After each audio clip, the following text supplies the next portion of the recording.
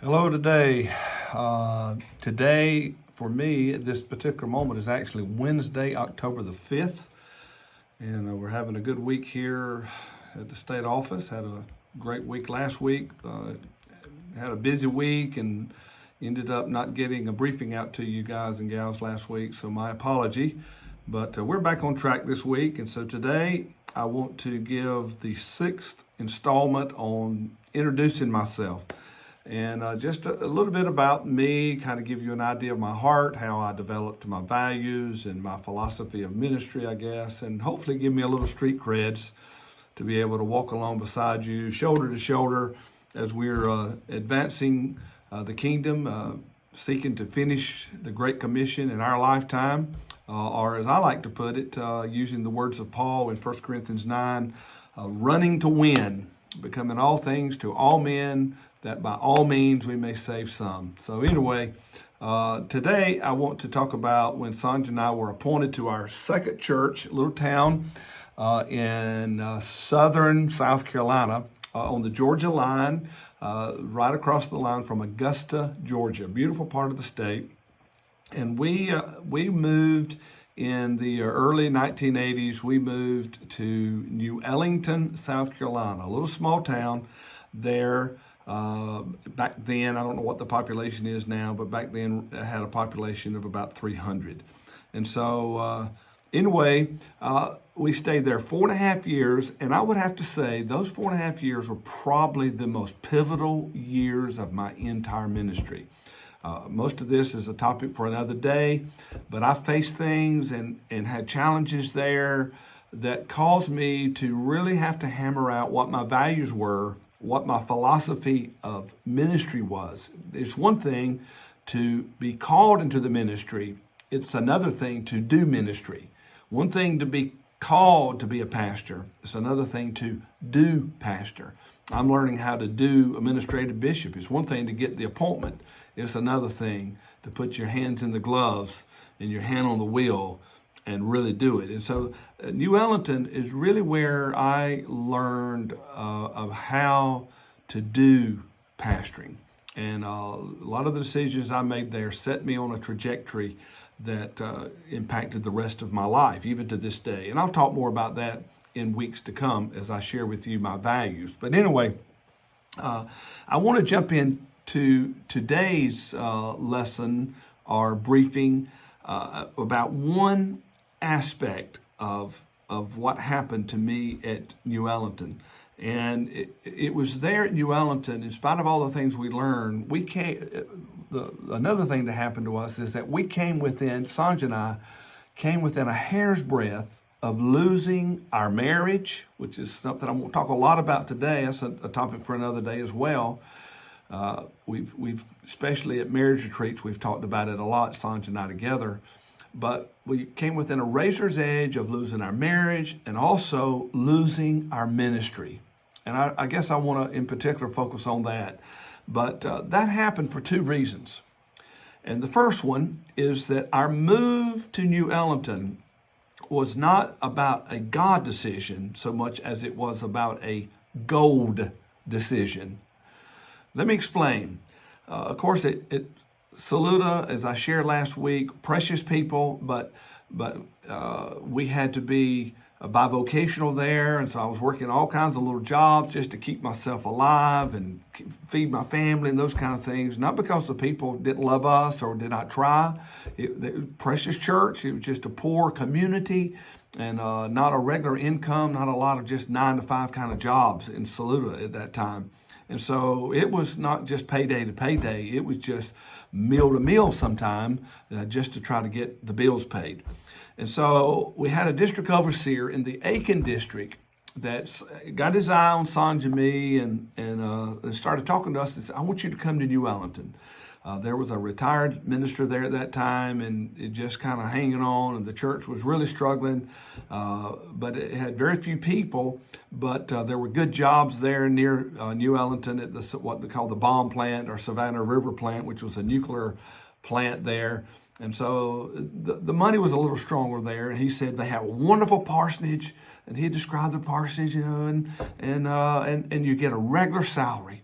And so he stayed on, and so one day we decided that looked so attractive to us that it wasn't about calling. It wasn't about that God blessed us in spite of everything there, but we didn't start well, because it wasn't about going there because God called us. It was about going there because we were attracted by the package. And if we're not careful, that's what ministry can become. And I can say with integrity, that's the last time I ever went to a church knowing what I'd make, knowing anything about those kind of details. I tried to always that goes all the way to this move right here. It wasn't about what I was going to make. I didn't know the package. I found out about the package and the housing and got a beautiful house here, an office and all that. But ministry cannot be about the gold. It's got to be about God's call on our life. But there was a second reason. Not only did we arrive there by making a gold decision, but in one sense of the word, gold became an increasingly important thing there, the things that gold can buy. And so my move to New Ellenton, when I got there, I was full-time, which was a dream of mine. But I had a man that I struck up a friendship with. He was a staff manager with a very well-known insurance company. And he said, David, I have a little debit over there. He was in management, upper management. He says, I have a little debit over there. In New Ellenton, it was the office was in Augusta. And so this was just kind of just off by itself, and it was hard to get somebody to keep an eye on it. He said, if you just make sure the premiums are paid and take care of any little needs, if they need a beneficiary change or a claim or anything like that, if you just take care of the administration of that debit, and he said, I'll pay you this much. Excuse me. I don't care if you sell a policy. Just take care of that for us. Get that off my plate. And so, again, I didn't make a ministry decision, a God decision. I made a goal decision, and that money looked good. And I was just a few hours a week, and so I can do that, not compromise my ministry. And so, well, lo and behold, little by little, that began to take over my life, because I learned that the same skills to be a good salesman, I think whether it's a car salesman, insurance salesman, real estate agent, whatever, the same skills it takes to be a good pastor, they dovetail really good in that area as well. And so suddenly, just almost without trying, just by serving and taking care of the people and showing interest in them and calling them, just like a church will grow if you just make your life and ministry about serving people and getting out there and making more contacts and actually touching people's lives. Well, my debit began to grow. I started selling policies. I started getting commissions. And pretty soon, long story short, in about 2.5 years, I became the number one agent in that entire company. And they started whining and dining me, proverbially speaking. They started whining and dining me the good life, the country club life. You know, I was winning these trips. I was going overseas. I'd won a trip to Greece, to London, to major cities here in America. It was just every 6 months we were going somewhere, and every 3 months there was having a little kind of a fine dining thing. Every month there was some kind of campaign, getting a little bonus, and man, I was getting addicted to this. And the good life, I remember, I could just go on and on about this, but just the very first time we went, it was at this country club, and everybody was dressed up, and I looked on my plate, and there was this little thick piece of meat, and I didn't even know how to pronounce it. It was called a filet mignon, I know now. And there was this white, delicate something out of the ocean there. It was called lobster. I'd never seen a lobster on my plate. I'd never seen a filet mignon. At Saluda, when we ate steak, we ate tube steak. It was called hot dogs. And so this was so far beyond us, and everybody was telling us how good we were, and oh man, it was the greatest thing. We were the greatest thing since sliced bread.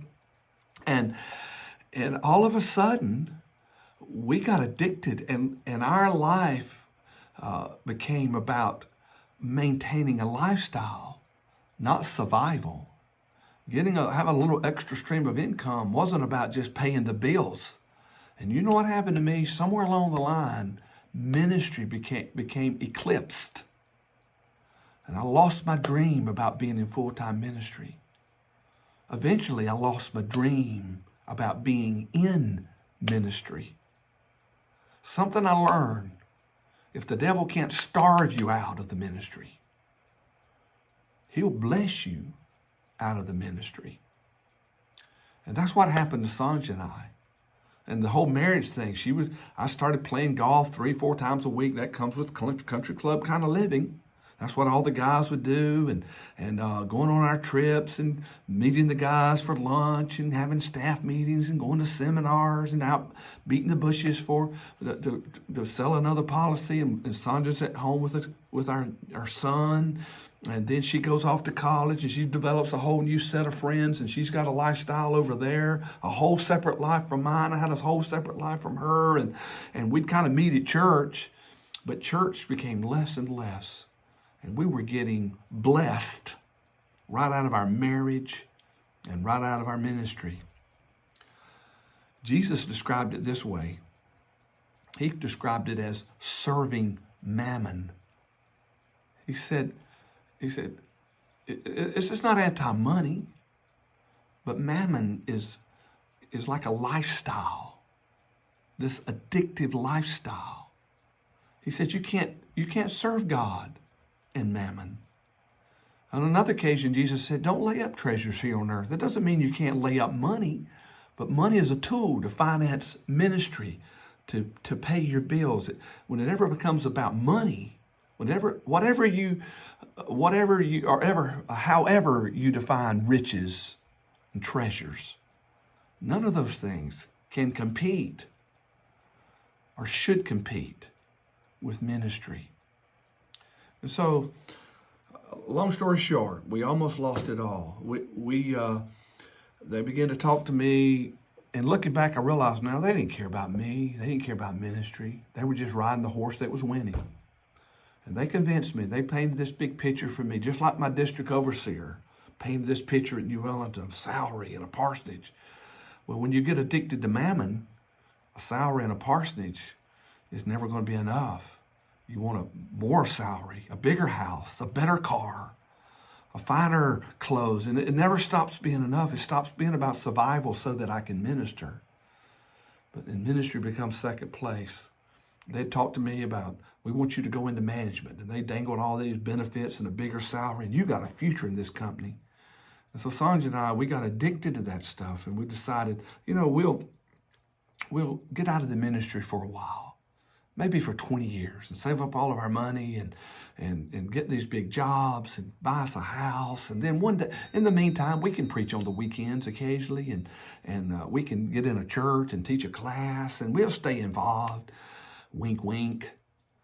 And so I had decided that I'd resign my church and take that job. I told them I'd take that job. Well, in addition to all that stuff, I was also on the state youth board. And it was the week of youth camp, and I made an appointment to go see my overseer on the last day of camp.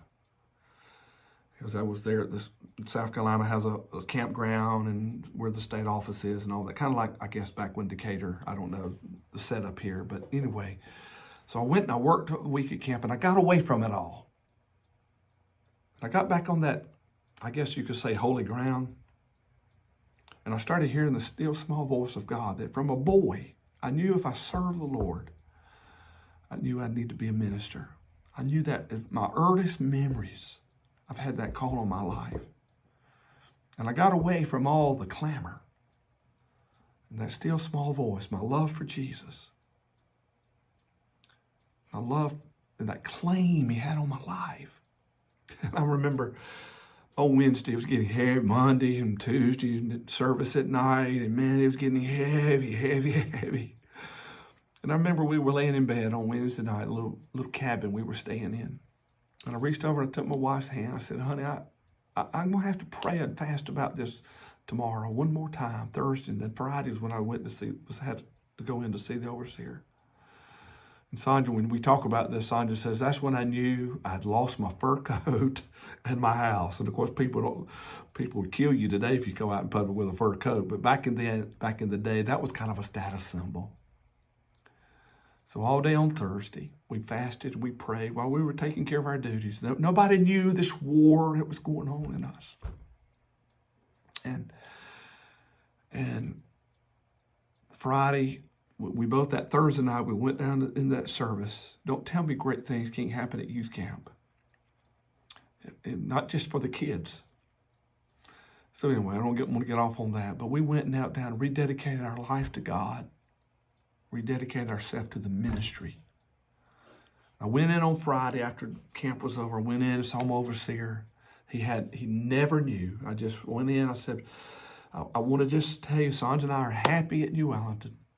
The church was growing in spite of everything. We're committed there.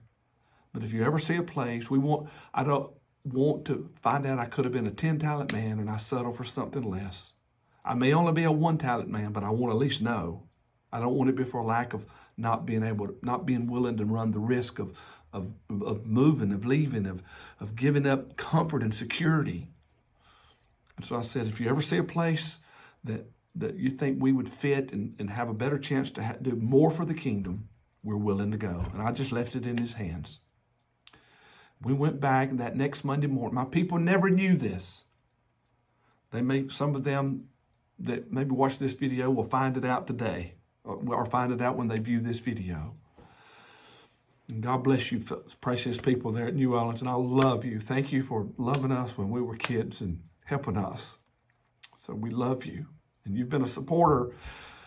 New Ellenton was in their Pastor Foster. They were one of our biggest supporters in northern New England. I mean, North Central region, North Dakota and South Dakota, Montana. God bless you guys. You were so good to us, and I love you and thank you for it. But they never knew this struggle going on. But next Monday morning, I went over to the Augusta office and sat down with the regional manager, and I quit my job just like that. I laid down that weight. It wasn't sin what I was doing, but it was a weight that was hindering me. Jesus described it this way: the deceitfulness of riches made him not heed the word. The word was choked out. The call was choked out, and they became unfruitful. I hadn't backslid, which I probably would have. I hadn't backslid, though, at that time, but I was no longer being fruitful. I was serving mammon, and you can't do that for long. And so, but what saved me was my calling. That's what saved me. And that's what ministry is. Jesus, in another passage, he said, to the world, it's going to look like you hate your own life, your family. Compared to me, there's nothing that's comparable. For the sake of the call. So picture it this way. Picture that maybe you're out playing golf. And just to get a little aside, I don't want to be too long here, but one of the funny stories is funny now. But I remember being on the back hole of a golf course, on the back nine of a golf course. And I'm out there playing with one of my buddies, and I realized we're in revival tonight, and the service had already started. And I had to leave right then and drive back to the clubhouse and run, jump in the car and go back and jump in the shower real quick, clean up and go in the church. Sonja, my little wife, had started the service and the revival was going on, and their pastor wasn't even there, had forgotten. That's how consumed I had become. And let's just say maybe you're playing golf or you're hunting or maybe you got your little sideline job, some rental property, or I don't know what it is. There's so many, riches are deceitful. And there's so many things that we can get weighed down with, get distracted from. And you find out, maybe you check your email or you check your message or you just see it on something that comes across your phone, and there's this huge fire. Like a time in South Dakota, in Lemon, South Dakota. A guy, if I understand it right, a guy in the outskirts, it's a farming community, and it's got and just wheat and all around, and the wind blows, and it was around harvest time, and things were dry. There hadn't been a lot of rain, and he just flicked a cigarette butt down on the ground. Long story short, this major fire that was roaring. And I've seen pictures of it. My pastor there's told me about it. Pictures were just, it was like Armageddon or something, like the end of time. And the whole town was in danger of being burned up. And you get word of that, and your house, your family is in danger. And Rand Bentley was the pastor there, and Pastor Rand said, "Man, the whole town rallied. We jumped in there to help the volunteer fire department, and they were serving firemen and volunteers, and they were trying to. Everybody had to pitch in, because if they didn't, the whole town was going to be lost. The church was going to be lost. Their homes were going to be lost. Lives were going to be lost." And that's what ministry is. When we understand that ministry is about saving people from eternal damnation, being lost forever. If we keep that in mind, the call, the claim on our life is that urgency, then just settling for perpetual part-time ministry, dabbling in ministry while we're dabbling in other things, will never be enough. That we'll never be satisfied. There's an urgency. There's an urgency there. Or just think about your members. Like they're your children and they go to school every day and they're bullied. There's this gang of bullies that meet them and they steal their lunchbox and they take their money and they steal their homework. And day after day, they're malnourished and they don't get to eat and they're in fear and they're stressed. That's what's happening to your people every day. The world's telling them that what you're teaching them is wrong, what the Bible says is wrong, and they're being bullied. They're being pressured to compromise. And so every Sunday when you get up, you're fighting those bullies for them. That's what ministry is. Jesus described it as he early in his ministry, he saw the multitudes, and they were like sheep without a shepherd. He left his family.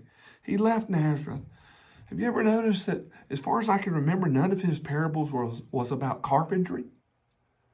He left his carpentry shop.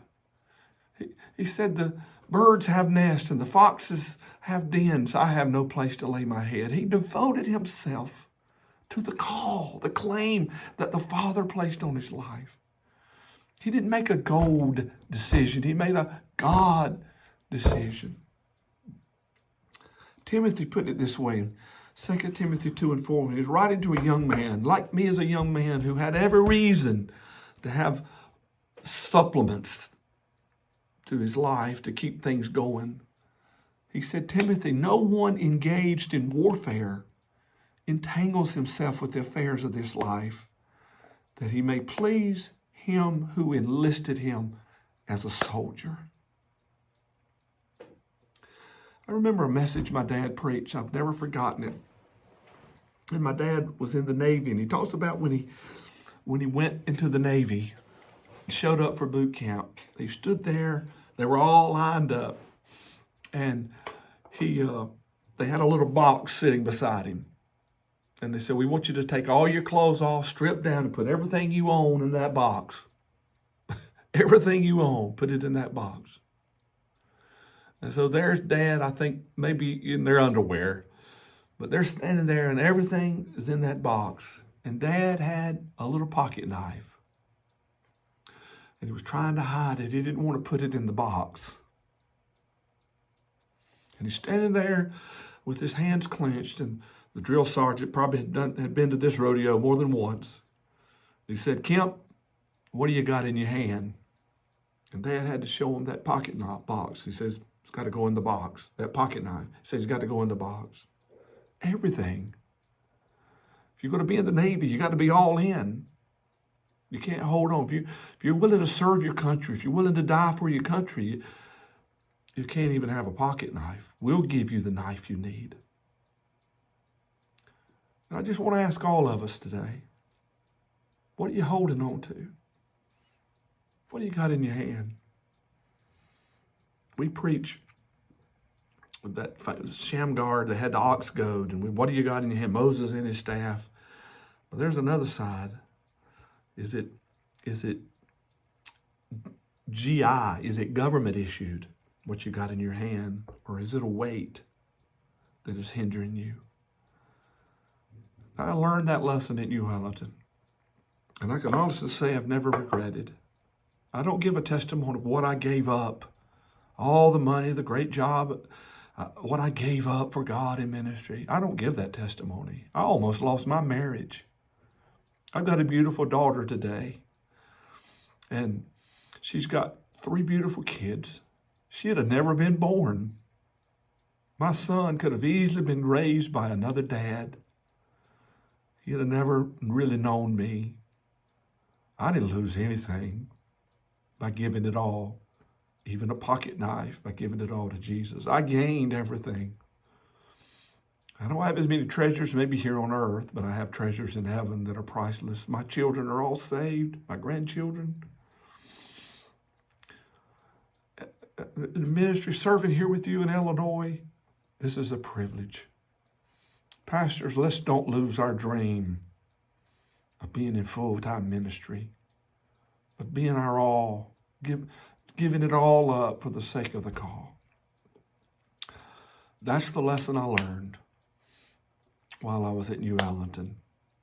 And I put my hands to the plow, and by the grace of God, I've not looked back, and I don't intend to. There's nothing back there that I want. Let's have a word of prayer. Oh, Lord Jesus, help us. I know we've got to survive. There's a lot of good things that are not bad things, but they may be weights. And maybe we take a look at ourselves and we know we're not being as fruitful as we should be and could be. Today, remind us of the call, our love for you, and our love for our people, and our concern for a city, a nation, a world that is one day going to be ravished by eternal flames. We just don't have as much time to do a lot of things in light of that, Lord. So speak to us all, and not just the ministers, but the laity. We're all called to be disciples. And so for the sake of the call, help us to put everything in the box and let you put in our hands what we really need. Over every pastor, over every church, over everyone that would happen to see this video, not just today, but whenever, I pray for your love and your mercy to be upon us. I pray that you will bless us and keep us, that you will make your face shine upon us and be gracious to us, that you'll lift up your countenance upon us and give us peace. I ask it in Jesus' name. Amen. All right. Blessings. Hope you have a good day. We'll see you around the bend. Let's keep running to win.